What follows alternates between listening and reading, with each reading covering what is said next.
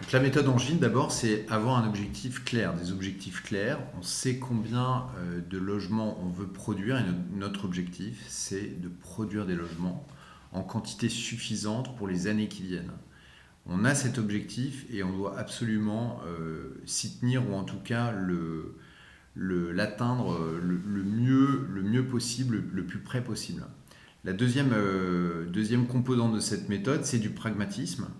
Alors le pragmatisme, c'est pas parce qu'on en fait une sorte de mantra, c'est plutôt que l'enjeu du logement, de l'urbanisme, c'est de réussir à concilier des objectifs, des exigences qui sont souvent contradictoires, qui peuvent s'opposer les unes aux autres. Et le seul moyen de réussir à les concilier le mieux possible, c'est d'être pragmatique et c'est de ne pas être dogmatique. Alors, c'est facile à dire comme ça, mais c'est vraiment quelque chose qu'on essaie de s'imposer au quotidien.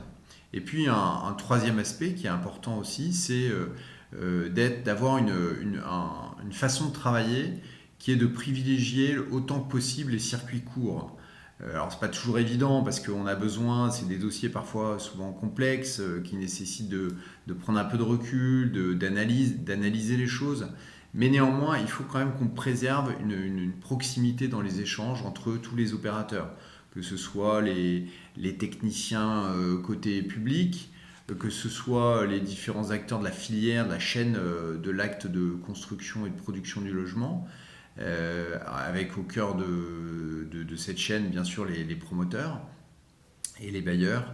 Et donc ce circuit court, cette proximité, elle est très importante, elle permet d'entretenir le dialogue, de bien se comprendre les uns les autres et de trouver cette voie de crête, ce chemin de crête qui permet d'avancer.